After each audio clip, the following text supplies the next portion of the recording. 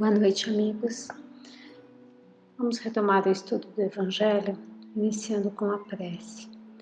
Vamos assim, elevando o nosso pensamento a Deus e a Jesus, sintonizando com a espiritualidade amiga que se faz presente com o Frei Fabiano de Cristo e vibrando amorosamente por nosso lar, por nossa família, pelos nossos irmãos, por todos aqueles que se encontram nos hospitais, pelos que se encontram pelas ruas, por aqueles que estão passando pela prova da doença, por aqueles irmãos e parentes queridos que regressam no retorno ao lar, ao plano espiritual.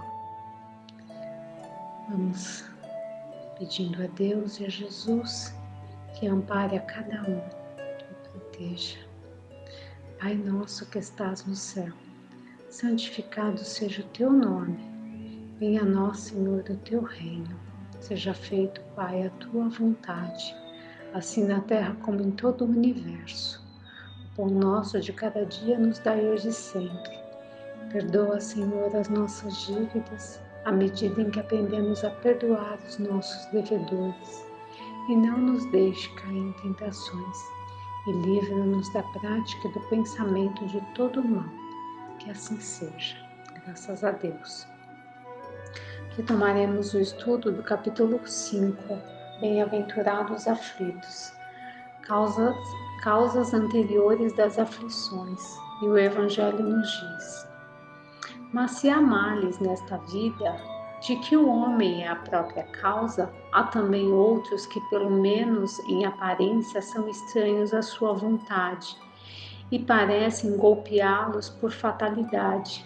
Assim, por exemplo, a perda de entes queridos e dos que sustentam a família. Assim também, os acidentes que nenhuma previdência pode evitar, os reveses da fortuna que frustram todas as medidas de prudência, os flagelos naturais e ainda as doenças de nascença, sobretudo aquelas que tiram aos infelizes a possibilidade de ganhar a vida pelo trabalho, as deformidades, a idiota, a imbecilidade, etc. Os que nascem nessas condições nada fizeram seguramente nesta vida para merecer uma sorte triste, sem possibilidade de compensação, e que eles não puderam evitar, sendo impotentes para modificá-las. E ficando à mercê da comiseração pública, porque, pois, esses seres tão desgraçados, enquanto ao seu lado, sob o mesmo teto e na mesma família, outros se apresentam favorecidos em todos os sentidos? Quer dizer, por fim, das crianças que morrem em tenra idade e só conheceram da vida o sofrimento? Problemas, todos esses que nenhuma filosofia resolveu até agora. Anomalias que nenhuma religião pode justificar e que seriam a negação da bondade, da justiça e da providência de Deus, segundo a hipótese da criação da alma, ao mesmo tempo em que o corpo, e da fixação irrevogável da sua sorte após a permanência de alguns instantes na terra. Que fizeram elas, essas almas que acabam de sair das mãos do Criador, para sofrerem tantas misérias no mundo e receberem no futuro uma recompensa ou uma punição qualquer, se não puderam seguir nem o bem nem o mal? Entretanto, em virtude do axioma que todo efeito tem uma causa, essas misérias são efeitos que devem ter a sua causa. E desde que essa admita a existência de um Deus justo, essa causa deve ser justa. Ora, a causa sendo sempre anterior ao efeito, e desde que não se encontra na vida atual, é a que pertence a uma existência precedente. Por outro lado, Deus, não podendo punir pelo bem o que se fez, nem pelo mal que não se fez. Se somos punidos, é que fizemos o mal. E se não fizemos o mal nesta vida, é que fizemos em outra. Esta é uma alternativa que não podemos escapar e na qual a lógica nos diz de que lado está a justiça de Deus. O homem não é, portanto, punido sempre ou completamente punido na sua existência presente, mas jamais escapa às consequências de suas faltas.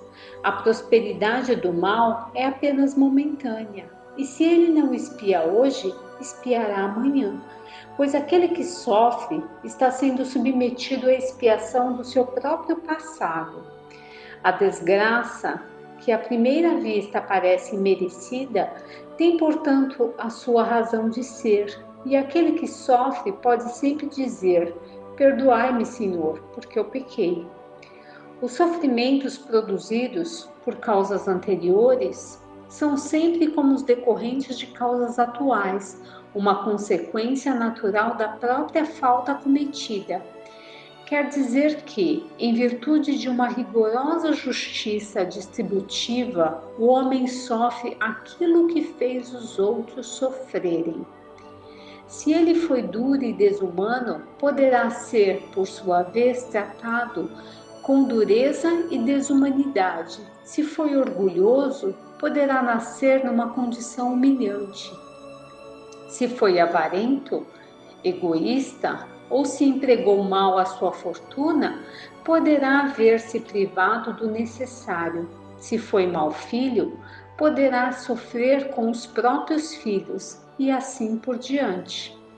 É dessa maneira que se explicam, pela pluralidade das existências e pelo destino da Terra, como mundo expiatório, que é as anomalias da distribuição da felicidade e da desgraça. Dentre os bons e os maus neste mundo, essa anomalia é apenas aparente, porque só encaramos o problema em relação à vida presente. Mas quando nos elevamos pelo pensamento de maneira a abranger uma série de existências, compreendemos que a cada um é dado o que merece, sem prejuízo do que lhe cabe no mundo dos espíritos, e que a justiça de Deus nunca falha. O homem não deve esquecer-se jamais de que está no mundo inferior, onde só é retido pelas suas imperfeições. A cada vicissitude, deve lembrar que, se estivesse no mundo mais avançado, não teria de sofrê-la, e que dele depende não voltar a este mundo, desde que trabalhe para se melhorar. É a reforma íntima, né? As tribulações da vida podem ser impostas aos espíritos endurecidos ou demasiado ignorantes para fazerem uma escolha consciente, mas são livremente escolhidos e aceitas pelos espíritos arrependidos que querem reparar o mal que fizeram e tentar fazer melhor. Ou seja, se a gente está num grau, né, que nos permite essa questão de arrependimento, né, se a gente já compreende as faltas que fizemos, não conseguimos seguir adiante se não nos provarmos, sem a oportunidade de voltar e refazer aquilo que nós erramos. Então, muitas vezes nós escolhemos as provas que vamos passar nessa encarnação, né? Só que quando chegamos aqui, achamos que o fardo é pesado demais, quando na verdade ele é bem leve diante de todas as faltas que nós cometemos. E aí que temos que ter a confiança em Deus, a confiança no Pai, né? E nunca pedir que Ele remova aquela pedra do caminho, não é assim. Pedir que nos dê força, para passar por aquela prova. Só assim conseguiremos seguir adiante, né? Continuando, assim é aquele que, tendo feito o mal, a sua tarefa, pede para recomeçá-la, a fim de não perder as vantagens do seu trabalho. Essas tribulações, portanto, são ao mesmo tempo expiações do passado, que castigam, e provas para o futuro, que preparam. Rendamos graças a Deus que, na sua bondade, concede aos homens a faculdade de reparação e não o condena irremediavelmente pela primeira falta. Não se deve crer, entretanto, que todo o sofrimento por que se passa neste mundo seja necessariamente um indício de uma determinada falta. Trata-se frequentemente de simples provas escolhidas pelo Espírito, para acabar a sua purificação e acelerar o seu adiantamento. Assim, a expiação serve sempre de prova, mas a prova nem sempre é uma expiação. Então, essa parte é bem importante, né? A expiação serve sempre como uma prova, mas a prova nem sempre é uma expiação, né? Eu quero avançar um pouquinho mais, então eu escolho passar por aquela prova, ok? Mas provas e expiações são sempre sinais de uma inferioridade relativa, pois aquele que é perfeito não precisa ser provado. Se estivéssemos num grau de adiantamento, né? Se conseguíssemos equilibrar o intelectual e moral, né? E avançar, não precisaríamos passar pela prova. Um espírito pode, portanto, ter conquistado um certo grau de elevação, mas querendo avançar mais, solicita uma missão, uma tarefa, pela qual será tanto mais recompensado se sair vitorioso, quanto mais penosa tiver sido a sua luta. Esses são, mais especialmente, os casos das pessoas de tendência naturalmente boas, de alma elevada, de sentimento nobres inatos, que parecem nada trazer de mal de sua precedente existência e que sofrem com resignação cristã as maiores dores, pedindo forças a Deus para suportá-las, sem reclamar. Podem-se, ao contrário, considerar como expiações as aflições que provocam reclamações e levam à revolta contra Deus. O sofrimento que não provoca murmurações pode ser, sem dúvida, uma expiação, mas indica que foi antes escolhido voluntariamente do que imposto. É a prova de uma firme resolução, o que constitui o sinal de progresso. Os espíritos não podem aspirar à perfeita felicidade enquanto não estão puros. Toda mancha lhes impede a entrada nos mundos felizes. Assim acontece com os passageiros de um navio tomado pela peste, aos quais fica impedida a entrada numa cidade, até que estejam purificados. E nas diversas existências corpóreas que os espíritos se livram pouco a pouco de suas imperfeições, as provas da vida fazem-o progredir. Quando bem suportados, como expiações, apagam as faltas e purificam, são o remédio que limpa e cura o doente.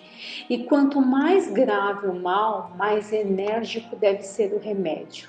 Aquele, portanto, que muito sofre, deve dizer que tinha muito a expiar e alegrar-se de ser curado logo. Dele depende, por meio da resignação, tornar proveitoso o seu sofrimento e não perder os seus resultados por causa de reclamações, sem o que teria de recomeçar. E conforme falamos na semana passada, nem todas as aflições provêm de outras existências. Algumas aflições que passamos são originadas nesta própria existência, resultado da nossa postura perante a vida, né? Da nossa falta de paciência, da nossa incompreensão. Entre as causas atuais também estão a rebeldia, o ciúme, a teimosia, a inveja, a vaidade, a revolta, que só pioram todas as ocorrências. Tais posturas complicam a nossa vida e geram consequências. Na maioria das vezes, nada tem a ver com o passado, e sim com o presente. Então, para evitar as aflições futuras, precisamos prestar bastante atenção no plantio também que estamos fazendo hoje, porque não sabemos o que fizemos no passado, nas nossas outras encarnações, mas sabemos o que estamos fazendo agora. Então, se não queremos sofrer mais, precisamos tomar cuidado, né? E promover a partir de agora a reforma íntima, buscando o nosso melhoramento. Eu gostaria de dividir com vocês a mensagem que consta no livro Espírito da Verdade, de Francisco Cândido Xavier e Valdo Vieira. É o item 82, nem castigo, nem perdão. É uma análise do capítulo 5, o item 5, que nós estamos estudando. E ele nos diz: o Espírito encontra na própria fé, o cristianismo redivivo, estímulos novos para viver com alegria, pois com ele os conceitos fundamentais da existência recebem sopros poderosos de renovação. A Terra não é prisão de sofrimento eterno, é escola abençoada das almas. A felicidade não é miragem do porvir, é realidade de hoje. A dor não é forjada por outrem, é criação do próprio espírito, é nossa. A virtude não é contentamento do futuro, é júbilo que já existe. A morte não é santificação automática, não redime ninguém. É mudança de trabalho e de clima.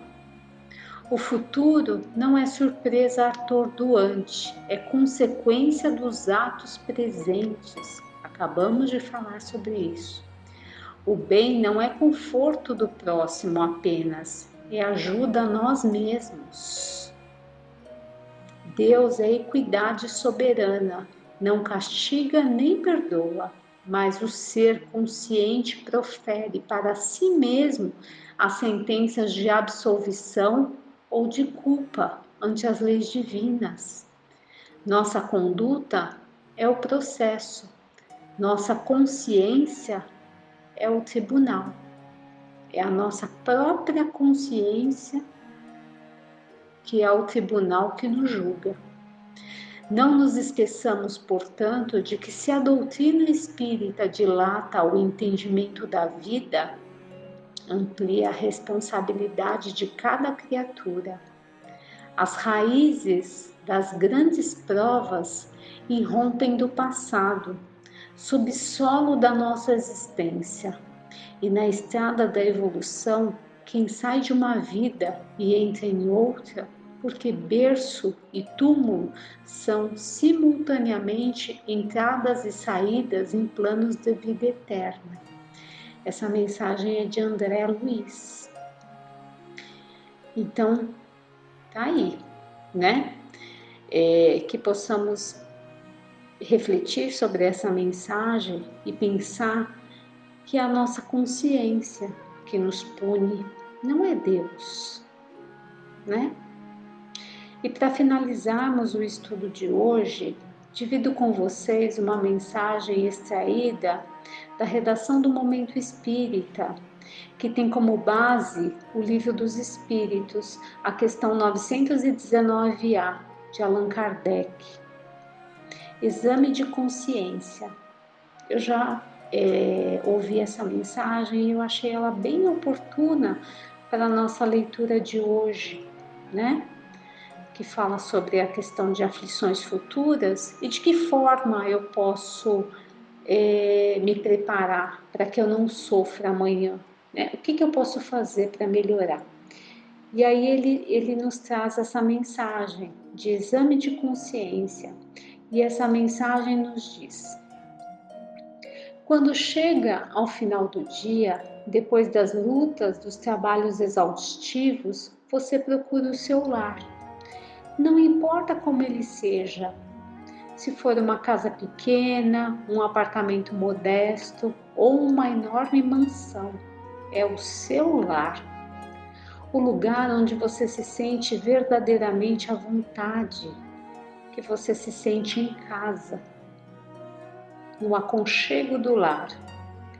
Você convive com seus familiares, escuta as novidades da esposa e dos seus filhos, brinca com os pequenos, dá uma olhada nas tarefas escolares dos maiores, dá um beijo de boa noite em cada um deles. Você assiste o seu jornal da noite, dialoga com a sua esposa ou com seu esposo e estabelece planos para as atividades do dia seguinte. Finalmente, você se prepara para dormir. Banho tomado, relaxado, você busca o seu leito, ajeita as cobertas, o travesseiro e se deita. Espere um pouco. Não está faltando alguma coisa? Você teve um dia de muitas horas cheias de trabalho, de entrevistas e de decisões.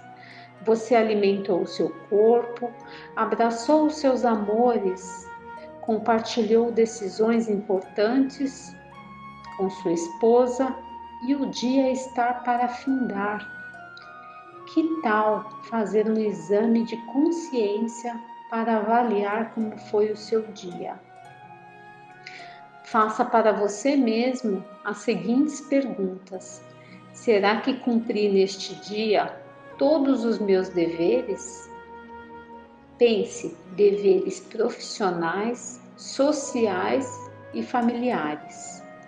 Durante o dia, não terei dado motivo para alguém se queixar de mim? Fui bom colega de trabalho? Profissional correto? Cidadão honrado? Pai compreensível? E esposo amável ou esposa amável? Terei feito alguma coisa que, se fosse feita por outra pessoa, eu censuraria? Né? Se coloca no lugar do outro. Se eu tivesse recebido isso, teria o que me censurar? Né? Pratiquei alguma ação que tenho vergonha de confessar a quem quer que seja? Finalmente, se Deus me chamasse agora, eu estaria preparado para adentrar o mundo espiritual? Será que a minha malinha já está feita? As perguntas acima trazem parte da resposta de uma questão do Livro dos Espíritos, ditada pelo Espírito Santo Agostinho. Diz ele que era seu hábito fazer um exame de consciência ao fim de cada dia, passando em revista o que havia feito. As respostas serão motivo de repouso para a consciência de quem as formula ou indicarão um mal que deve ser curado. Realizar tal tarefa todas as noites é como fazer um balanço da sua jornada moral, exatamente como o negociante a cada dia faz o balanço das suas perdas e dos seus lucros e traça diretrizes de ação para que o próximo balanço se apresente melhor. Aquele que puder dizer que a sua jornada foi boa, que seu saldo está positivo, pode dormir em paz e esperar sem temor o despertar na outra vida, a qualquer momento. E aí vem algumas reflexões, né? Muitas faltas que cometemos nos passam despercebidas. Por isso, o conselho de Santo Agostinho se reveste de muita importância, para que a gente sonde todos os dias, ao colocar a nossa cabeça no travesseiro, como foi o nosso dia, o que eu preciso melhorar, quais são as minhas metas para o dia seguinte, se eu preciso reparar algo, se eu preciso pedir perdão, né? Interrogando com mais frequência a nossa consciência, poderemos verificar quantas vezes falimos sem nos dar conta. Conforme as respostas, podemos avaliar a soma do bem e do mal que existe em cada um de nós. E nos dispormos a melhorar naquele ponto do nosso caráter que descobrimos ser mais frágil. Se todos os dias trabalharmos para juntar o que nos dê segurança na velhice, não será igualmente vantajoso que trabalhemos para nos melhorar com o objetivo a conquistar a felicidade eterna? Não é? É uma reforma íntima. É a busca pelo melhoramento contínuo. Então essa mensagem está na redação do Momento Espírita e fica aí para a nossa reflexão na semana. Que possamos à noite, ao deitar, sondar o nosso comportamento, a forma que nos colocamos e sempre buscando melhorar, a cada dia um pouquinho. Assim fica mais fácil. Fiquem com Deus, excelente semana a todos.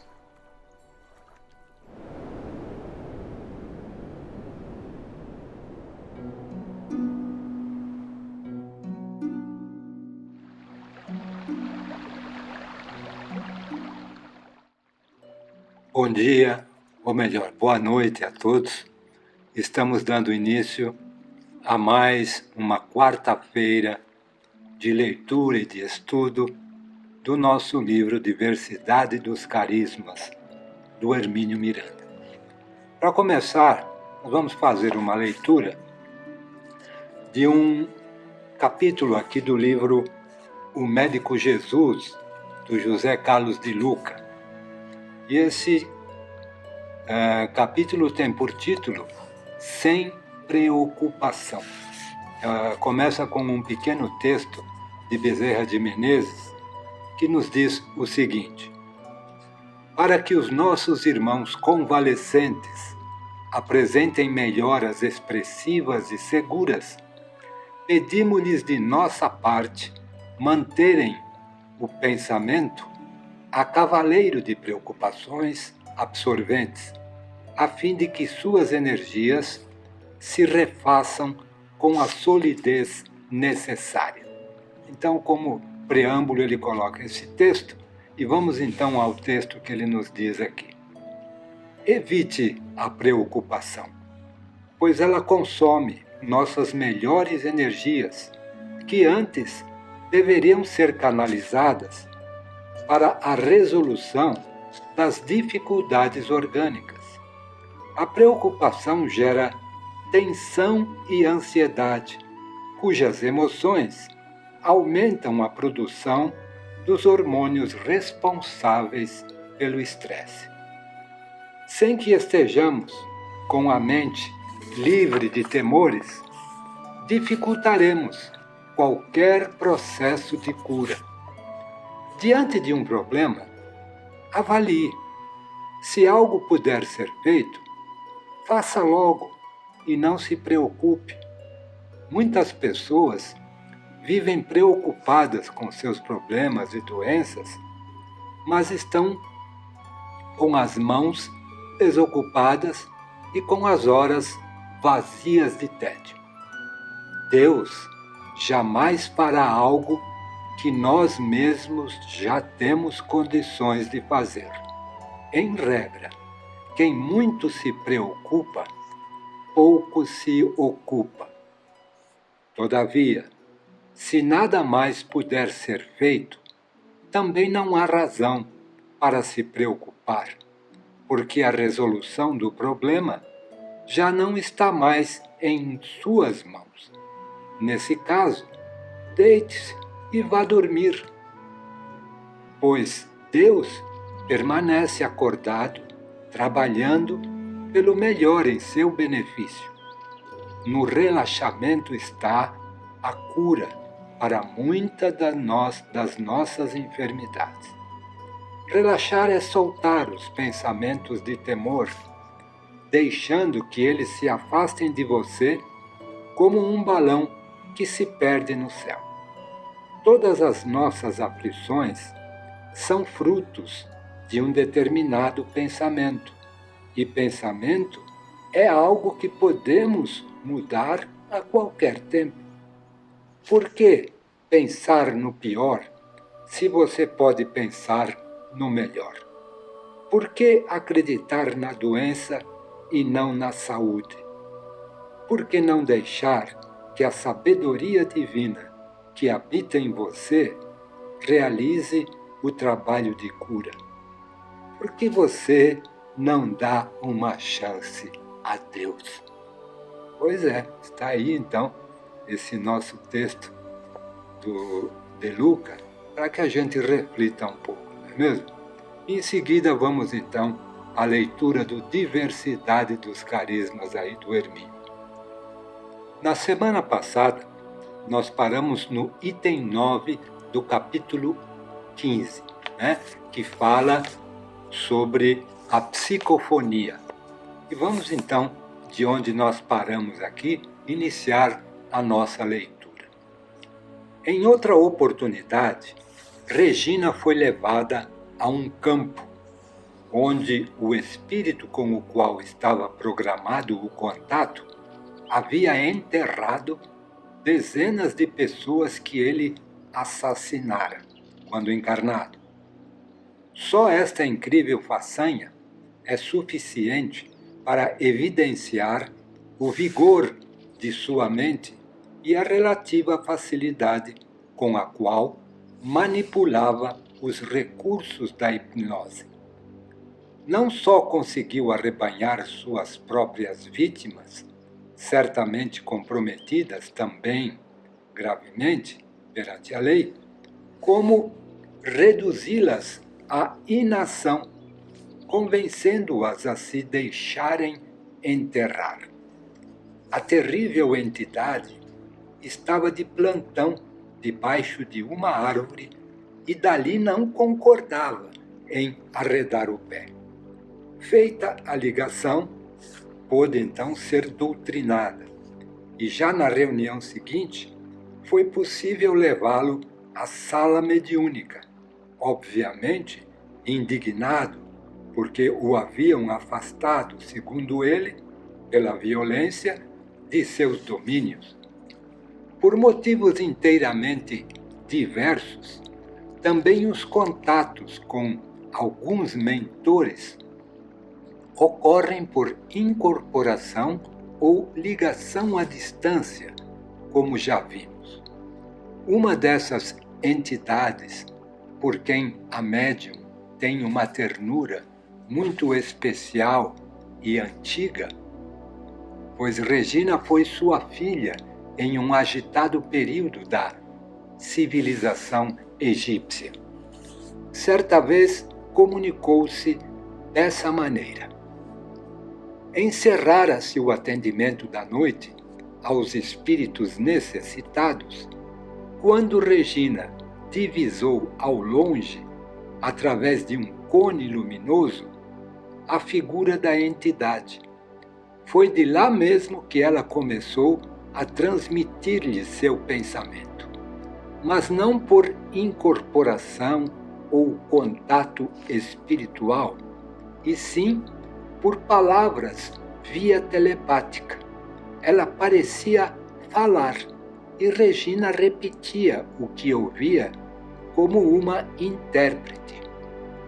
A entidade, porém, preferiu modificar o processo para que a comunicação fosse mais nítida. Logo, Regina sentiu-se desdobrada e levada até o espírito. Via-se ela própria como uma adolescente com cerca de 15 anos de idade, vestida com uma túnica leve e esvoaçante, à moda egípcia, que lhe descia até os joelhos.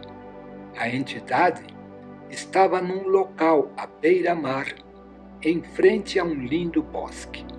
Sentou-se em um banco e Regina sentou-se ao seu lado, tão feliz que não conseguia articular uma só palavra. O espírito puxou-a para si deitou-lhe a cabeça em seu colo e começou a acariciá-la mansamente. A partir desse momento, ela percebeu que, através de seu corpo, lá na sala mediúnica, a comunicação chegava aos demais companheiros. Foi um momento inesquecível para ela. De volta ao corpo, foi vencida pelas emoções e começou a chorar, sufocada. De outra dessas comunicações, também ela se lembra. Fora levada até um determinado local por um caminho iluminado. Subitamente, aproximou-se venerável entidade que parou a poucos passos dela. O espírito ergueu o braço direito e começou a transmitir o seu pensamento, enquanto o alto-falante do corpo físico, junto aos companheiros encarnados, reproduzia o teor da mensagem. Aí vamos para o item 10, desligamento e retorno à normalidade. A desincorporação dos companheiros em tratamento sempre causa certo choque, como no início, ao serem feitas as ligações perispirituais. De volta ao corpo físico, Regina, como outros médiuns, pode necessitar de alguns momentos para reassumir a consciência de sua própria identidade, do local onde se encontra e coisas assim. É como se, subitamente acordada por uma explosão, ela precisasse tomar conhecimento do que se passa. A intensidade dessas dissonâncias depende, obviamente, do estado de desarmonia do espírito que acaba de servir-se de seu corpo físico. Alguns deles, mesmo que causando choque inicial ao se incorporarem, desligam-se sem grandes problemas, porque conseguem tranquilizar-se durante o longo diálogo mantido em função dos passes que receberam e das preces que foram pronunciadas em seu favor.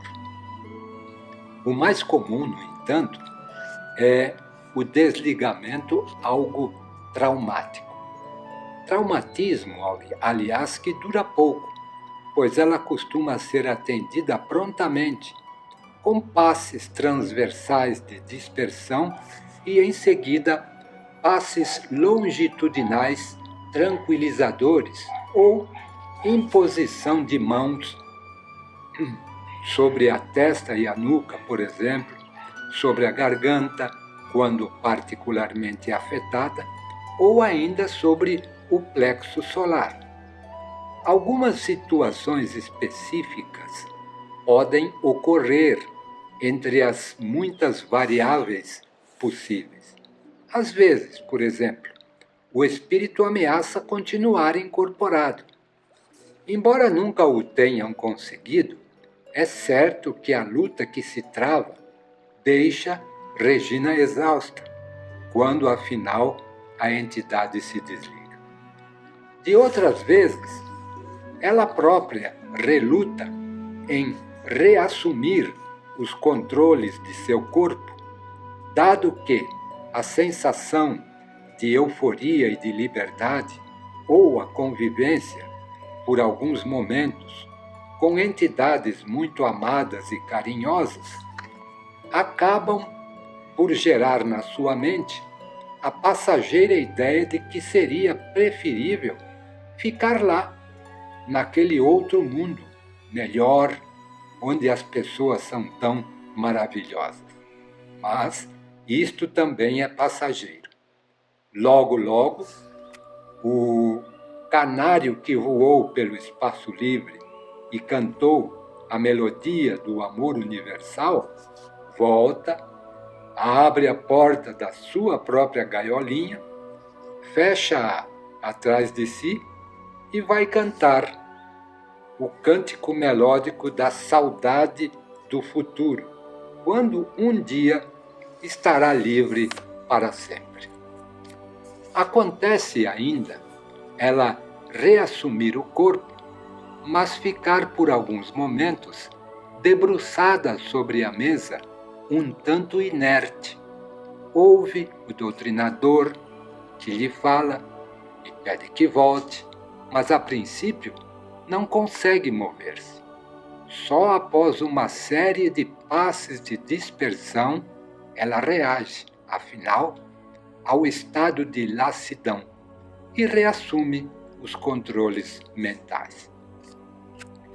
Após certas incorporações mais traumatizantes, quando os espíritos despertam em desespero para uma realidade dolorosa, ela volta com uma terrível sensação de vazio na mente, como se não tivesse mais cérebro, fosse incapaz de pensar e nem mesmo soubesse da sua identidade. É uma sensação angustiante e aflitiva. Ela percorre com o olhar o ambiente, observa as pessoas em torno da mesa, rostos familiares, afinal de contas, mas nada daquilo faz sentido para ela. Onde está? Quem é aquela gente ali? O que estão fazendo? E quem é ela própria? Então é hora de o doutrinador interferir mais uma vez com os passes para dispersar fluidos que ainda envolvem e com palavras que lhe assegurem que ela é Regina e que tudo está bem e em paz. E de repente ela descobre que ela é ela mesma. É a mesma sensação que experimentava quando voltava de suas ausências durante a fase de fenômenos já relatados a Iures neste livro, sob o título de Condomínio Espiritual. O que parece comprovar a nossa teoria de que, durante tais ausências, ela, provavelmente desdobrada, tinha o seu corpo controlado e dirigido por outras entidades. É claro que, ao retornar, o médium pode encontrar no corpo os resíduos magnéticos deixados pela entidade que acaba de ser desligada. Durante algum tempo, às vezes mais de uma hora, viveram naquele corpo pessoas atormentadas por 1000 problemas aflitivos, dores físicas e morais, estados de angústia, rancor, ansiedade, insegurança e temor. Enquanto em desdobramento, tais sensações lhe chegam por via indireta, por reflexo e, portanto, atenuadas.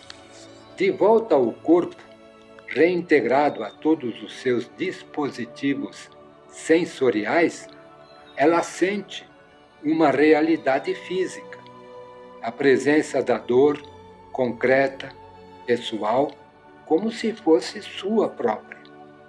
Pode encontrar ainda, como ecovisual, imagens que se projetaram da mente da entidade tratada, ou seja, ele continua vendo cenas que parecem ter ficado, por um momento, retidas no seu psiquismo ou na atmosfera psíquica que o envolve. Talvez o cérebro físico capte a criação mental das entidades, que persiste em vista da dramática intensidade com a qual as imagens foram disparadas e sustentadas. Algumas dessas vidências a posteriori são revestidas de trágico realismo. Regina se lembra de uma delas, particularmente chocante.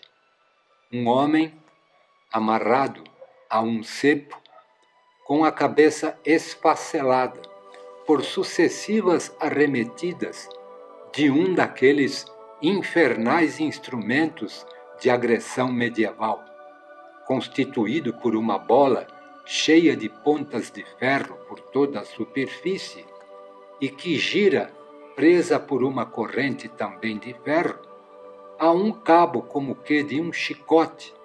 Isto foi uma cena inesquecível. O realismo de tais vidências é impressionante. Quando o grupo cuidou de uma comunidade de judeus que morreram vitimados por atrocidades promovidas por oficiais nazistas, ela foi ao encontro de um deles que ainda se via detido num dos tenebrosos campos de concentração da época. Lá ela ficou, depois que a entidade foi desligada. Um jovem, ainda perplexo, sem entender sequer o que acontecera com ele. Estudava na França quando, em visita à Alemanha, fora agarrado e levado para o campo de concentração, onde acabou trucidado como os outros. Só que ele não sabia que já estava morto. Recusava-se a aceitar aquela realidade dura que ceifara de um só golpe todas as suas esperanças. Terminada a manifestação, Regina não conseguia voltar para o corpo e despertar. Embora pudesse ouvir a voz do doutrinador a chamá-la, sentia-se encerrada num espaço cercado de arame farpado, finamente tecido e eletrificado. Tinha receio de atravessar a cerca, e só depois de ouvir palavras de confiança e tranquilização do doutrinador é que conseguiu vencer a sua inibição e atravessá-la. Daí se pode ter uma ideia de como estava a pobre entidade fixada naquele terrível ambiente onde a sua vida física se extinguira e onde ainda se mantinha mentalmente aprisionada, ignorando a sua condição de desencarnado. Ok, nós vamos parar por aqui. Na próxima semana, então, nós damos sequência a essa leitura, né, que está aí tão interessante, das agruras aí pela qual a nossa querida Regina aí passa, segundo a narrativa do Hermínio aí. Vamos então encerrar a nossa leitura de hoje, o nosso trabalho, agradecendo esta oportunidade bendita que nos é concedida deste trabalho fraterno. Pai nosso que estás nos céus, santificado seja o teu nome. Venha a nós o teu reino e seja feita, Senhor, a tua vontade, assim na terra como nos céus. O pão nosso de cada dia, dai-nos hoje e sempre, e perdoe, Senhor, as nossas dívidas, nos ensinando a perdoar os nossos devedores. Não nos deixes cair em tentações e livre-nos da prática e do pensamento de todo mal, pois teu é o reino, o poder e a glória, para todos sempre. Que assim seja. Uma boa noite a todos.